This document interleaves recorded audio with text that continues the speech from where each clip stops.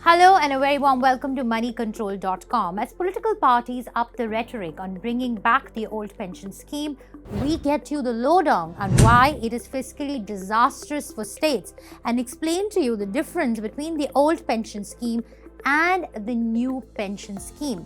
Remember, even as we speak today, 3 states have already notified PFRDA of going back to the old pension scheme.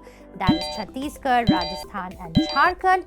Himachal Pradesh and Punjab have also said that they will be reverting to the old pension scheme. That has become a big poll plank in this election season, even as it undoes the reforms that have been announced and that have been implemented in this space in the last 2 decades. So what is the new pension scheme? Let's begin with that. In the 2003-2004 budget, the Vajpayee-led government announced a new pension scheme based on defined contribution by the employee matched by the government in the case of government employees. However, under the scheme, there will be no contribution from the government for individuals who are not government employees. So the new pension scheme, the government matches the employee's contribution, but this is only for government employees. In the private sector, there is no matching of the contribution by the employee by the government. The fund is then invested in equities and debt. The return on the investment is distributed. For instance, if on a salary of 100 rupees, an employee contributes 10 rupees, the government will also contribute 10 rupees. So that 20 rupee corpus will then be invested by fund managers, and if that 20 becomes 100, it's given back to the employee. If that 20 becomes a 10, it's again given back to the employee. The new pension scheme is regulated under the Pension Fund Regulatory and Development Authority Act of 2013. Every government employee under the scheme is allotted a permanent retirement account number. The employee's contribution of 10% of pay and dearness allowance is mandatory. The government has raised, of course, its contribution since it was implemented to now 14%. There was an amendment that was made in 2019, after which the contribution of the government has gone up. So technically, on a salary of 100, a government employee makes 124 rupees because you give 10 rupees as your contribution to to your pension, and you are getting back 14 rupees. That's the bare minimum.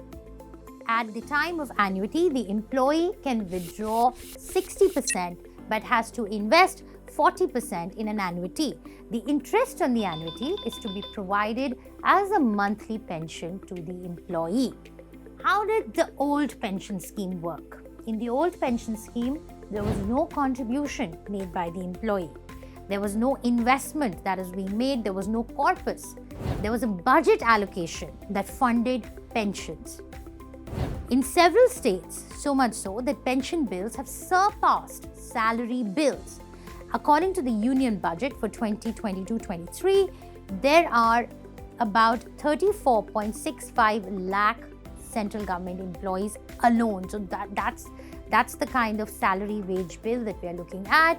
And the compelling reason for the switch to the new pension scheme was because of a ballooning pension bill. In some states, it's even greater than the salary bill. The Congress party that has won in Himachal Pradesh has promised to bring back the old pension scheme. Let's not forget that nearly 3/4 of tax revenues of Himachal Pradesh have been spent on pensions in the year 2020-2021. So can India afford it? Can our states afford to go back to the new pension scheme?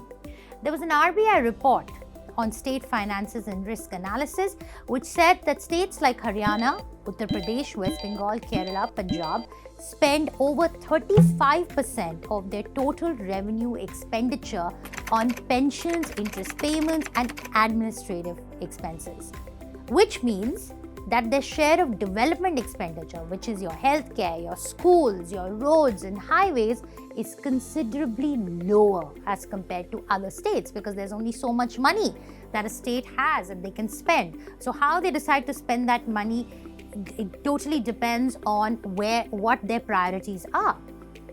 According to the RBI report, pension expenditure alone accounts for 12.4%, which is an average of the spending that happened between 2017-2018 to 2021-22 of the total revenue expenditure of the 10 most indebted states.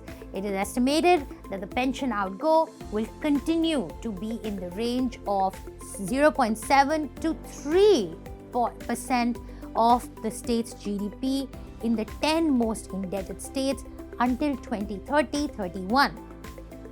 As the current state government, retirees are primarily the beneficiaries of the old pension scheme, the immediate financial strain will not be felt.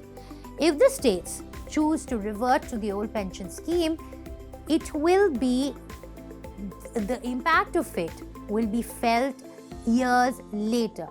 For instance, if state government employees who joined after 2004-05 under the new pension scheme will begin to retire by 2034. So that's when the cost of this move will become apparent. In other words, the adoption of the old pension scheme is likely to benefit the current generation at the expense of the future generation. That's been RBI's observation. The burden of the pension will shift to governments that come to power after 2034.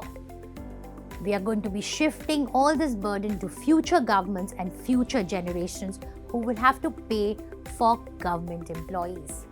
And according to economists and analysts, this is a bad thing to do. It's very risky and it's irresponsible for any political party to make such offers. Fact of the matter is that this might seem like a great vote catcher, but ultimately it hurts people.